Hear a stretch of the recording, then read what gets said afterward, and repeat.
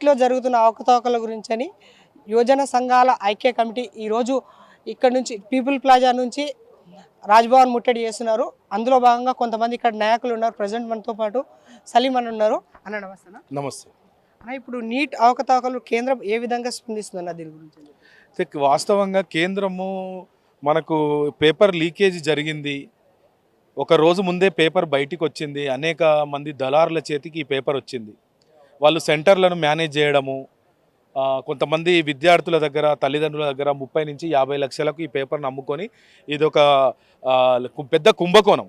వాస్తవంగా ఒక చిత్తశుద్ధి కలిగిన ప్రధానమంత్రి విశ్వగురు అని చెప్పుకునే నరేంద్ర మోడీ గారు మన్ కీ బాత్ అని మాట్లాడతారు, పరీక్షా పే చర్చ అంటారు.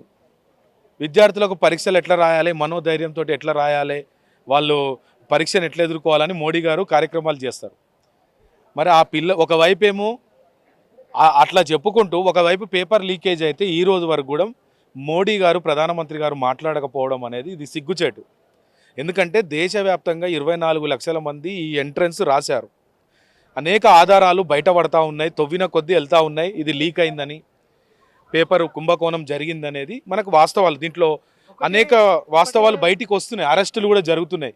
విచారణలో చాలామంది తల్లిదండ్రులు కానీ కొంతమంది విద్యార్థులు కానీ ఈ పేపర్ డబ్బులకు మాకు దొరికింది అని కూడా చెప్తున్నారు. దాన్ని వెంటనే రద్దు చేయాలి కదా. ఒకవైపు యూజీసీ నెట్ పరీక్ష లీక్ అయిందని దాన్ని రద్దు చేశారు, నీట్ పరీక్షను ఎందుకు రద్దు చేయట్లేదు? దీని వెనుక ఎవరున్నారు? బయటికి రావాలి కదా, ఎవరి హస్తంతో ఇది లీక్ అయింది. ఇలా పార్లమెంట్లో కూడా దీనికి చర్చకు ప్రతిపక్షాలు ముఖ్యంగా రాహుల్ గాంధీ గారు పట్టుబడితే కూడా పార్లమెంట్లో కూడా చర్చ జరగకుండా చేస్తున్నారు మోడీ గారు. ఎందుకు తప్పించుకుంటున్నారు? ఎక్కడ పోయింది మీది పరీక్షా పే చర్చ, మన్ కీ బాత్ ఎక్కడ పోయిందని ఈ సందర్భంగా మేము ప్రశ్నిస్తున్నాం. ఇప్పుడు ఈ నీట్ అవకతవకల వల్ల జరిగే నష్టాలు ఏంటన్నా మెయిన్గా? చూడండి, ఇప్పుడు ఒక డాక్టర్ కావాలనుకున్నాడు, రేపు డాక్టర్ అయి ప్రజల ప్రాణాలు కాపాడాలనుకున్నాడు, ఒక చిత్తశుద్ధిగా చదివి సబ్జెక్టు తోటి రావాలి. 30 లక్షలకు 50 లక్షలకు పేపర్ కొని టాప్ ర్యాంక్ వచ్చి రేపు డాక్టర్ అయి ఈ సమాజంలో వచ్చి ప్రజల ప్రాణాలను ఎట్లా కాపాడగలుగుతాడు? ఒక టాలెంట్ లేని వ్యక్తి ప్రజల ప్రాణాలను కాపాడిన ఒక డాక్టరు దొంగచాటుగా బ్యాక్ డోర్ నుంచి డబ్బులు పెట్టి వస్తున్నాడు, డాక్టర్ అవుతున్నాడు అంటే ఇది మంచి పద్ధతేనా? రెండవది, కష్టపడి చదివిన విద్యార్థుల పరిస్థితి ఏంది? అప్పులు చేసి కోచింగ్లకు డబ్బులు కట్టి సంవత్సరాలు లాంగ్ టర్మ్ కోచింగ్ తీసుకొని నిరంతరం కష్టపడి ఒక డాక్టర్ కావాలనే కళతోటి రాత్రింబవళ్ళు కష్టపడి, ఇందులో పేద మధ్యతరగతి వర్గాలు కూడా తమ పిల్లలు డాక్టర్ కావాలని తమ రక్తాన్ని చెమటగా మార్చి పిల్లలు చదివించిన వాళ్ళ పరిస్థితి ఏంది? ఇప్పుడు పేపర్ లీకేజ్ అయి కొంతమంది టాప్ ర్యాంకులు వస్తే హర్యానా నుంచి ఒకటే సెంటర్ నుంచి 8 మందికి టాప్ ర్యాంకులు వస్తాయి. దేశంలో 24 లక్షల మంది ఈ ఎంట్రన్స్ రాస్తే కేవలము 1563 మందికి గ్రేస్ మార్కులు ఇస్తారు. 24 లక్షల మంది ఎగ్జామ్ రాస్తే 1563 మందికి గ్రేస్ మార్కులు ఎట్లు ఇస్తారు? ఏ నిబంధన ప్రకారం గ్రేస్ మార్కులు ఇస్తారు? ఈ గ్రేస్ మార్కులు ఇచ్చిన వాళ్ళందరికీ 720కి బై 720 ఎట్లొస్తాయి? దీంట్లో అనేక అనుమానాలు ఉన్నాయి. ఇంకో పెద్ద అనుమానం ఏంటంటే పార్లమెంట్ ఎన్నికల ఫలితాల రోజు ఈ రిజల్ట్ ఎట్లు ఇస్తారు అంటే 10 రోజుల తర్వాత రావాల్సిన రిజల్ట్ను 10 రోజుల ముందు ఎట్లు ఇచ్చారు? మార్చి 16వ తారీఖు రోజు అప్లికేషన్ డేట్ చివరి తేదీ అయిన తర్వాత మళ్ళీ ఏప్రిల్ 9, 10 2 రోజులు అప్లికేషన్కి అవకాశం ఇచ్చారు. ఈ 2 రోజుల్లోనే 24,000 మంది అప్లై చేశారు. ఎందుకు ఈ 2 రోజులు మళ్ళీ అవకాశం ఇచ్చారు? ఇక్కడేనే ఏదో తప్పు జరిగింది. కుంభకోణానికి మొదటి స్టెప్ ఏంటంటే చివరి తేదీ అయిపోయిన తర్వాత 2 రోజులు మళ్ళీ అప్లికేషన్కి అనుమతిస్తే 24,000 మంది అప్లై చేశారు.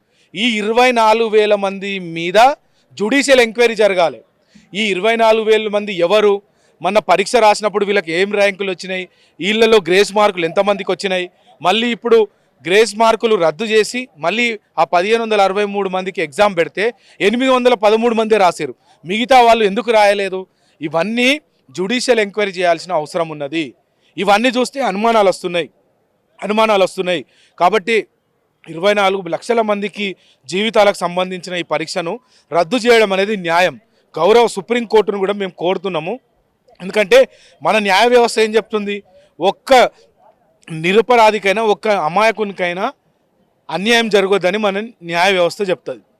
కాబట్టి ఖచ్చితంగా దీంట్లో కుంభకోణం జరిగింది. అనేక వాస్తవాలు మనకి ఇవి చెప్తున్నాయి. కాబట్టి వెంటనే ఈ పరీక్షను రద్దు చేసి తిరిగి నెల రోజులు లేట్ అయినా పర్లేదు, జెన్యున్గా చదివిన వాళ్ళకి న్యాయం జరుగుతుంది. ఇంకొకటి, ఈ ఎన్టీఏ ఈ 2017లో ఈ ఎన్టీఏ ఏదైతే ఎగ్జామ్ కండక్ట్ చేస్తుందో అనేక అవకతవకలు, 2018లో నీట్ పీజీ పరీక్ష, 2021-22లో నీట్ పీజీ పరీక్ష కూడా లీక్ అయిందని ఈ ఎన్టీఏ మీద అనేక ఆరోపణలు వచ్చినాయి. మరి ఇన్ని ఆరోపణలు ఉన్న ఈ ఎన్టీఏను కూడా వెంటనే రద్దు చేయాలి. మళ్ళీ ఒక స్వతంత్ర సంస్థతోటి ఈ పరీక్ష నిర్వహించాల్సిన అవసరం ఉంది. కాబట్టి అందులో కార్యాచరణగా 15-20 రోజుల నుంచి మా ఐక్య యువజన విద్యార్థి సంఘాల కార్యాచరణ జరుగుతుంది. రాష్ట్రంలో 8 మంది, మన రాష్ట్రంలో 2 లక్షల మంది ఈ పరీక్ష రాశారు. 8 మంది తెలంగాణ నుంచి బీజేపీ ఎంపీలు ఉన్నారు, 2 కేంద్ర మంత్రులు ఉన్నారు, కిషన్ రెడ్డి గారు, బండి సంజయ్ గారు. మరి వీళ్ళు ఇంకా మౌనం వీడతలేరు. వీళ్ళ విద్యార్థుల గురించి పట్టించుకోవట్లేరు.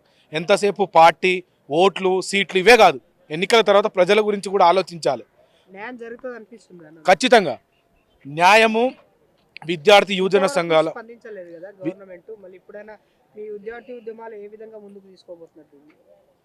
ఈ మన విశ్వగురు అని చెప్పుకునే ప్రధాని మోడీ గారు ఎప్పుడైనా ప్రభుత్వము వైఫల్యం చెందితే మౌనమునిలాగా వేషాలు వేసుకొని ఉంటాడు, ఏం మాట్లాడాడు. కాబట్టి విద్యార్థి యువజన ఆ పరీక్ష రాసినటువంటి విద్యార్థులు తల్లిదండ్రులు రోడ్ల మీదకి వచ్చి ప్రతిపక్ష పార్టీలు నిలదీస్తున్నాయి. కాబట్టి ఇవాళ సిబిఐ ఎంక్వైరీ వచ్చింది. ఎన్టీఏ డైరెక్టర్ను తొలగించారు. రాష్ట్రపతి ప్రసంగంలో నీట్ లీకేజీ నిందితులను కఠినంగా శిక్షిస్తామన్నారు. ఇప్పుడు పార్లమెంట్ కూడా జరుగుతుంది, ప్రతిపక్షాలు గట్టిగా కొట్లాడుతున్నాయి. ఈ పరీక్ష రద్దయ్యే వరకు నీట్ పరీక్ష రద్దు కావాలి, ఎన్టీఏ ఆ ఏజెన్సీ కూడా రద్దు కావాలి. అప్పటి వరకు పోరాటం కొనసాగుతూనే ఉంటుంది.